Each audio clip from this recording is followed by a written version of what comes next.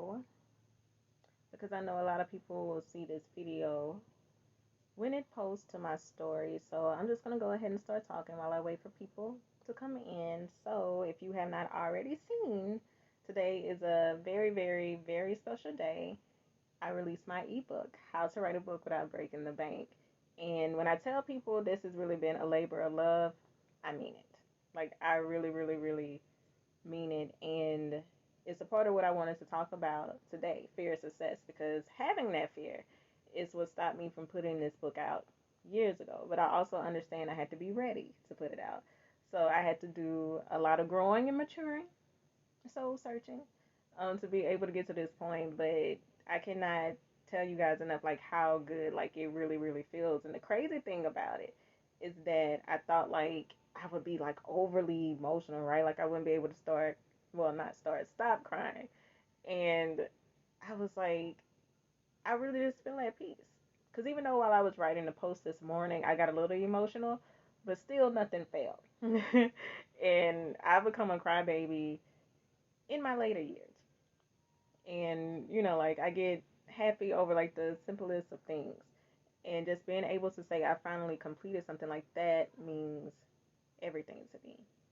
And even with me being on live, I feel that that's like a challenge in and of itself because I've been doing it off and on. Hey, Jordan. I feel like I've been doing it off and on for a while. Like, if you guys have followed me, you know that I attempted to do a live video on Facebook for Halloween and even the year before. And I was hiding behind a costume. And I wasn't really comfortable just showing up as myself, like how I am now. And I've wanted to do this particular video for a very, very long time. It has been on my schedule to do for a very long time.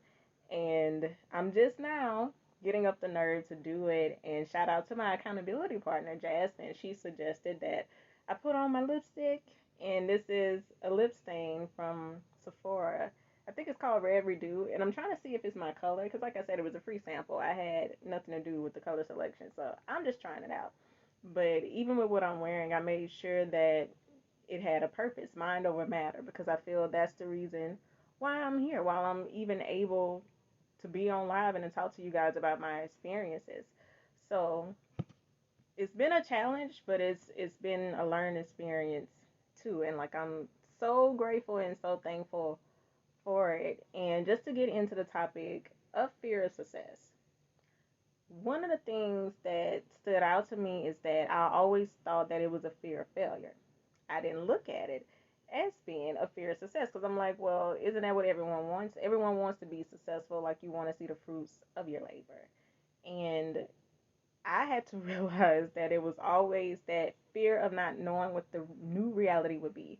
Once I started doing something different, once I started doing something new, that's where the fear was. Not necessarily I'm afraid of people seeing me fall or them seeing me mess up. Because let's face it, how many embarrassing moments have we had? I know I am the queen of embarrassing moments. And maybe one day I will get on here and tell you guys about them because there's still a lot of things that like my sister and I laugh about now, like things that happened to me in school, like in front of a whole auditorium of people. If you were there, you would know what happened. But it was way bigger than that. And in our preteens and even in our teens and our young adulthood, we do have this imaginary audience, and we think that more people care. They really don't. And we think that more people are watching us or like they're consuming what we're doing, and it's really not that many people. It's really not. And you're probably more consumed with the thought of what they're doing as opposed to them being consumed with thinking about you. And the earliest memory that I have of a fear of success is second grade. And I got invited to participate in a spelling bee. And I was super duper excited. I got all cute to go because it was at the fairgrounds. And when I got there, I saw my friend on the stage. And I immediately started crying. And at the time, I'm unaware of anxiety. I'm unaware of panic attacks. That's definitely what was coming over me at that moment.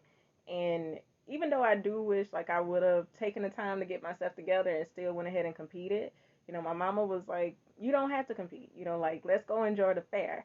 And I got better after that. But it was the simple fact that what if I had to compete directly against my friend? What if I'm the person who ends up moving on and she doesn't? And I think in a lot of ways, I always had a fear of leaving people behind. And that's the reason why I've been in a lot of codependent situations, whether it was friendships, relationships, because I've always felt, okay, so I'm the one who's in a position to do, so I have to carry these people with me. And in the event that they don't go with me, what will happen? Like, what will be our new relationship? And getting back to the spelling bee, I don't even know where my friend placed or even how far she went, but I didn't even give myself a chance to even see how far I could go. And the same thing happened 5 years later in seventh grade. I got invited to compete again.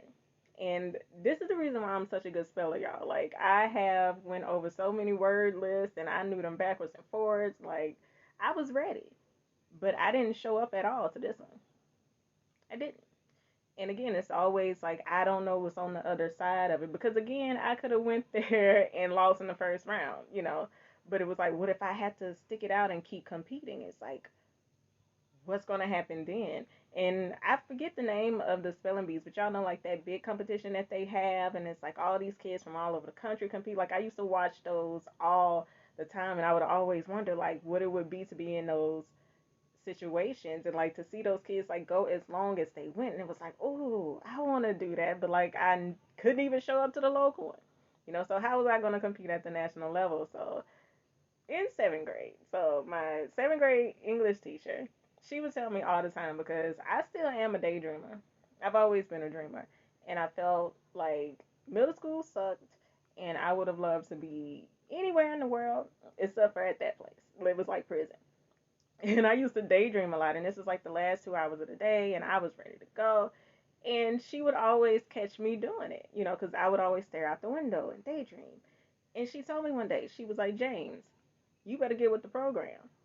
And I'm sitting there like, what program? Like, what are you talking about?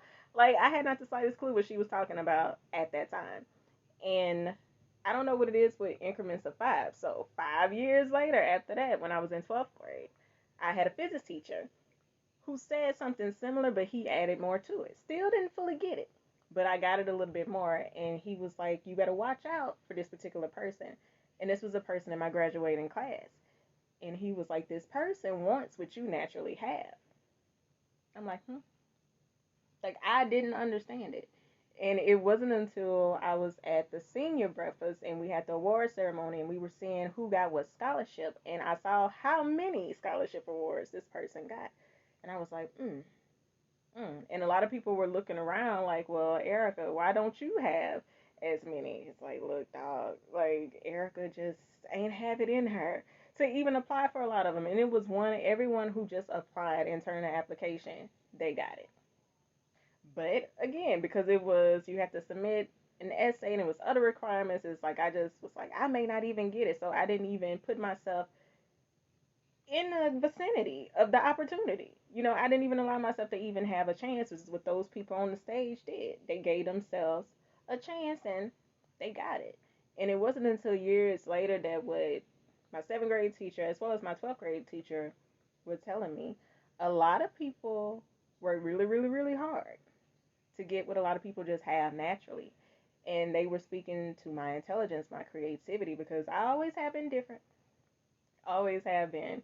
And now I see it as a gift, because before you always saw being different and odd as being something that's bad.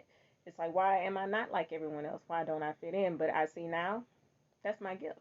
And that's what I'm operating in now. And when I just stop and think about what they were trying to warn me of, like, I still, like, it went over my head. I still didn't get it. I'm like, what are y'all talking about? Like, this doesn't make sense to me. But now I absolutely positively like understand, because from the outside looking in, if you were to look at what these people went on to do, it does seem as if like, okay, so they went after what they really wanted and they got it. And with me, I was still trying to figure things out. Even with college, even though I love LSU to death, and I will not change anything about my experience, because I met a lot of amazing people. I had a lot of great experiences, and it will always have a special place in my heart. But I always wanted to go out of state. Why didn't I go out of state? Because I was like, I don't want to go anywhere by myself. Like, what if I'm not able to adjust? Well, I don't know anybody, and getting behind being scared. to just start over somewhere new. But again, it was the idea of, okay, you having a new life over there means that you have to leave this life behind, and as well as people. And that was something that I just could not see myself doing. So even with graduated from undergrad, I was like, so here's your chance again. You didn't do it for undergrad, so now you can do it for grad school. Still didn't do it. Still didn't do it. And I remember even asking like somebody once, would you go with me? And like this person was like, absolutely not. Because again, it was something I wanted to do, not this particular person. And again, I just settled for what was there. And when I tell y'all that grad school was miserable, it was so miserable, but it probably was miserable because it wasn't really what I wanted. And again, that fear of success. Like, what if you are able to go somewhere and start completely over and thrive? I didn't even give myself the opportunity. Even in friendships, even in relationships, the same exact thing. Like, there are a lot of relationships that I wish I would have nurtured more. But again, you get caught up in the relationships that didn't necessarily work out. And the friendships that just fills it out. And it's like, well, the same thing is going to happen in this one and this, that. Like, you have your preconceived notions about people, but it's like, what if it does work out? You know, what if it is a relationship that's going to be beneficial to you for the rest of your life? Didn't know. And even though now, like, I'm getting a second chance at mending a lot of those, it's still one of those things like when you look back on the past, like, you had the opportunity to do it then, you know, but of course, I had to get to a certain place of growth in order to realize that. And I would say this is probably one of like the biggest examples of a fear of success that I really thought was a fear of failure. So learning to drive. When I first started out in my teens, I was super duper excited. But when I started getting the comparisons, like you're catching on to this fast and you might be able to do this sooner than this, I was like, no. And then getting compared to other people, it's like with me being younger, so it's like being compared to the older person. Well, you're doing this much quicker than so and you might be able to do better than them. Like, I was not comfortable with that at all. So I started to back away from it. And even when I did go through with the course and I aced the written exam, when it came time for the road test, it's like, here's someone who's sitting there, like, actually grading my performance. It's like, I'm just gonna head out, you know. So that's been like a years long saga of even trying to get to that finish line. But again, that fear of success. Like, what if you are able to go in and do extremely well, like you've been doing? But it opens up a new door to freedom, something that like I have not experienced before. So like there's always like the fear of the unknown, which a lot of times is just fear of success. It's just in disguise. And when I finally realized what all of this was, I was talking to a life coach in 2018 because 2018 was a super duper hard year, very hard year. And because I was in a financial pinch, I started thinking about like all the extra things I can do outside of writing and editing. And my bachelor's degree is in psychology, so I've always had an interest in people. And even though I started out with the idea of being a therapist, I was like, like I don't like the traditional like structure of that. I like to pretty much do my own thing. So that's why life coaching seemed more appealing to me. And I was just talking to this life coach, you know, trying to pick her brain. But of course, the goal is to get you in as a client. And as she pointed out to me, she was like, because I gave her the full spiel on everything. And she was like, sounds to me like it's just a fear of success, like a fear of what will actually happen once you do something. And I was like, hmm, I never thought of it that way. And it made me think about the biblical scripture, to whom much is given, much is required. And I was like, yeah, I think that's it.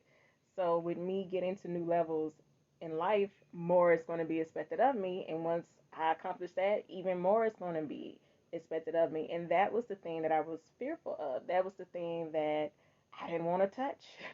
And that's why I would get close to doing things and then back away. I've had so many starts and stops throughout my life, like not just in writing, like a whole lot more of experiences that it was like I would start the process and then just stop it. And it wasn't until the beginning of the pandemic, 2020.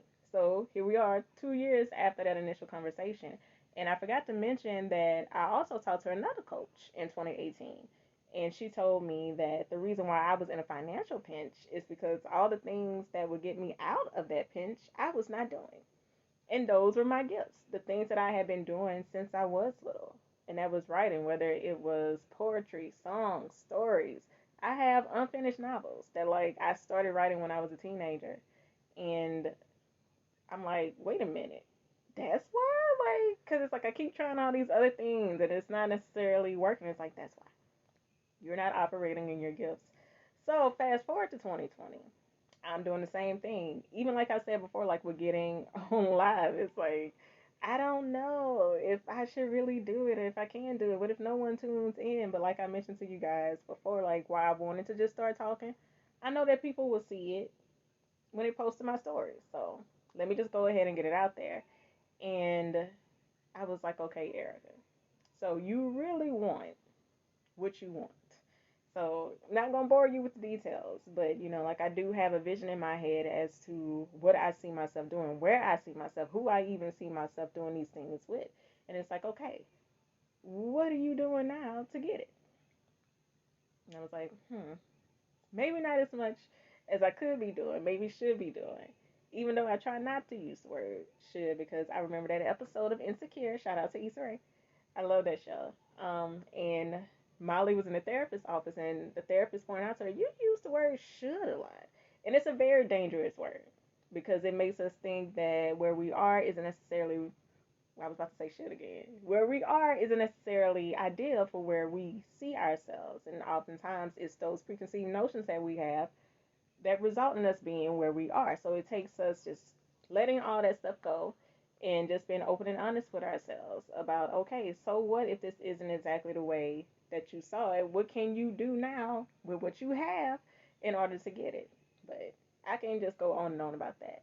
But I realized, even though I was lying to myself, which we often do, that would be another video.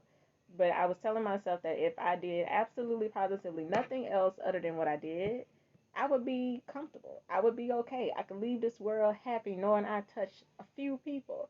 But I was like, you're not meant to touch a few people. You're not. You're meant to touch a lot of people, and you're not going to do it just by sitting behind your computer. Like, you have to do things that will get you out there, that will get your message out there. And I decided to just go ahead and launch the YouTube channel. And I had like this whole big plan behind that. Like I wanted blogs attached to the YouTube channels, but it's like the blogs didn't come, so just put the channel out there. And the blog still is coming, but at least people do have an idea of my message now. And even with the business, there were a lot of things that I wanted to do, and it was like, well, do them. Really look at what's working for you, what isn't working for you, what can you change, what can you do differently. Because even going up on my prices for a very, very, very, very long time, I was underworked and underpaid. And I'm so grateful for the clients that I had who just tapped me on the shoulder and be like, you should be charging people more, right? Which was like a huge contrast to the people who would try to haggle me for that. And it's like, what more do you want? Do you want it for free? You know? So I really pushed myself last year. Really pushed myself last year. And I got serious about seeing something to the end, seeing something through to the end. And I was like, I've got to get this ebook out, regardless of what happens. And like 2020 was a very crazy year for all of us. All of us. And especially for me, toward like the last 4 months because I moved and everything. It was a lot of family issues that happened, even relationship wise. It was a lot of changes, and it's like, but you still got to get this done. And I already had a good starting point, and I was like, all you have to do is finish it. That's all you have to do. And even though my original goal for the ebook was 10,000 words, I ended up with close to 14,000. And I was like, look at God. Taking me above and beyond what I could have ever imagined for myself. And that's the beautiful thing about it. But for me, to get to that point, I had to be open and willing to accept everything that God has in store for me and to not talk myself out of it, which is what I had done so many times before. Self sabotage is a very, very dangerous thing. And now, even when I have those thoughts, it's like I have to tell myself, like, well, that's not true. That's not important. And I have to remind myself of what I'm capable of, like, what is for me. And that's how I was able to get to this point. So today, it's like I feel so good. And we have been dealing with like all this winter weather, and the sun is out today. and it has not been out in days. And yesterday, I was about to get upset and cry because I was like, oh my God. I was thinking about what I had left to do before, like, I uploaded the ebook, but then I was like, it's really not that bad. What was I about to get upset for? But again, that's learned behavior. So it still takes a while to unlearn it. Because think about it. If you've been doing something for 20 plus years, it's not going to go away overnight. But of course, if you get dedicated to, working on it and coming up with good coping strategies, that will get you through whenever you have those moments, you can keep pushing, which is what I did. And what time is it? So I didn't want to stay on here too long. I wanted to do 20 some minutes, close to 30. And originally I wanted to do Instagram while I was doing Facebook, but my computer would not cooperate with me. So hopefully I'm able to save this video and post it on Facebook because I just cannot see myself going on Facebook and saying everything that I just said here. I can't. I cannot. And also, just to go back to the title, Can We Talk? I am obsessed with Tevin Campbell, and anyone who knows me knows that. And one of my goals is to work with Tevin Campbell, and I am going to work with Tevin Campbell. I am putting that out there into the universe. So if you guys want to start getting that message out there too, if you want to hit him up in his DMs and put me on his radar, I would appreciate that. But most importantly, I thank you for listening to me, and I hope that you guys were able to get some nuggets out of what I talked about and to identify where the fear of success has popped up in your own life and figure out what needs to be done in order for you to overcome that and to be open to success and all the things that are waiting for you because there are so many more projects that are coming, and I knew I just had to get this one out first, and I already have them planned out. So the next ebook is going to be out in May. I'm going to start writing this month. It's going to be on accountability, and I'm also working on a self-help book slash memoir, and it's going to be centered around my personal channel, which is Confessions of a Good Girl. So it's going to be really, really, really good, and I really do hope that it touches and it helps someone. And even my ebook, I hope that people are able to see what I put into it, not just the information itself, but to see how much I care about what I'm talking about, and that it helps them put on paper what they really care about, and then inspires somebody else to do the same thing to create this domino effect. And again, my book is How to Write a Book Without Breaking the Bank, and it is available now on Gumroad, and you can go to the link in my bio, or you can go to gumroad.com/Erica L. James, and that's ERICALJAMES. And again, thank you guys for tuning in with me, and hopefully, this will be the first of many more actual live videos because those other ones I tried to do don't count because I was cheating. But I hope that you guys stay tuned for what more is to come. And I hope you guys have a lovely rest of the day and an amazing weekend. And I will see you guys soon. Bye.